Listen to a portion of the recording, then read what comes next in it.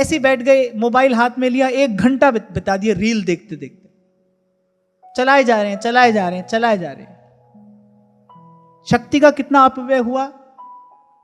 जो अनावश्यक था वो सब आप अपने भीतर ले गए। ये विचार आप भीतर जाकर पता नहीं कब क्या कैसा उत्पात करेंगे, क्या बीज डाला आपने।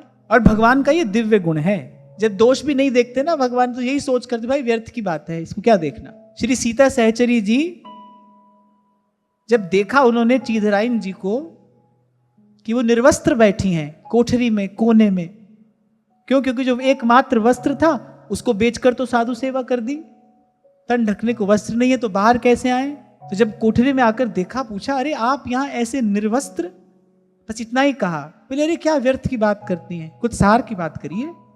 आप द्वारिकाधीश का दर्शन करके आ रही हैं, बैठिए कुछ प्रभु की बात सुनाइए। बोलिए ये मिट्टी का देह है, उघाड़ा क्या और ढका क्या, ये व्यर्थ की बात मत करिए, भगवान की बात करिए। बैठ गए, किसी के साथ बैठ गए, घंटों बतिया लिए। कितनी कितनी निस्सार चेष्टा आएगी, कितनी व्यर्थ की चेष्टा आएगी।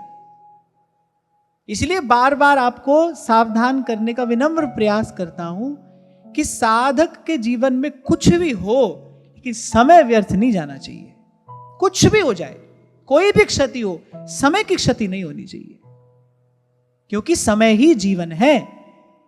आप कहते हो जल ही जीवन है, वायु ही जीवन है, ना ना, समय ही जीवन है, समय ही जीवन है, समय की क्षति नहीं होनी चाहिए।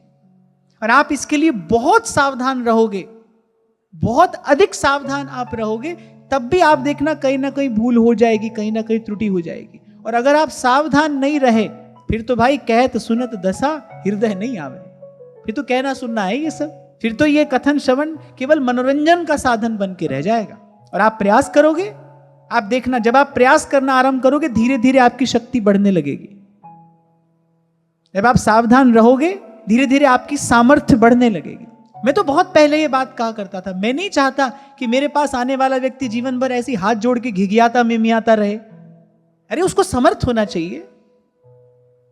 कोई भी पिता प्रसन्न होता है उस दिन जिस दिन उसका पुत्र व्यापार में, व्यवहार में, समृद्धि में, संपत्ति में उससे भी आगे निकल कर खड़ा हो जाता है। पिता को इससे अधिक प्रसन्नता हो ही नहीं सकती।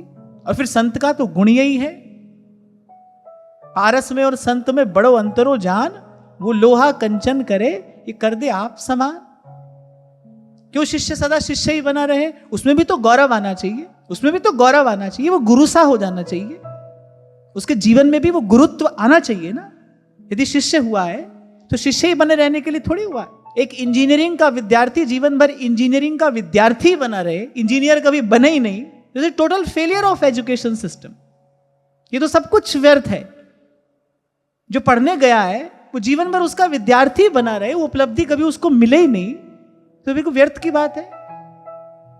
और कभी कहा था मैंने, भूखे को 2 भोजन रोटी खिलाना अच्छा है, भोजन कराना अच्छा है, और किसी भूखे व्यक्ति को भोजन कमाने लायक बना दो, इससे अच्छा तो कुछ हो ही नहीं सकता।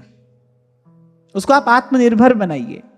ऐसे मुझे लगता है कि गुरु का ये पवित्र कर्तव्य है, वो अपने शिष्य को आत्मनिर्भर बनाए, वो उसको उसकी शक्ति से परिचित कराए। और ये बात मैं शायद इसलिए कह पा रहा हूं क्योंकि सौभाग्य से मुझे ऐसा गुरु मिला, मुझे ऐसा गुरु मिला।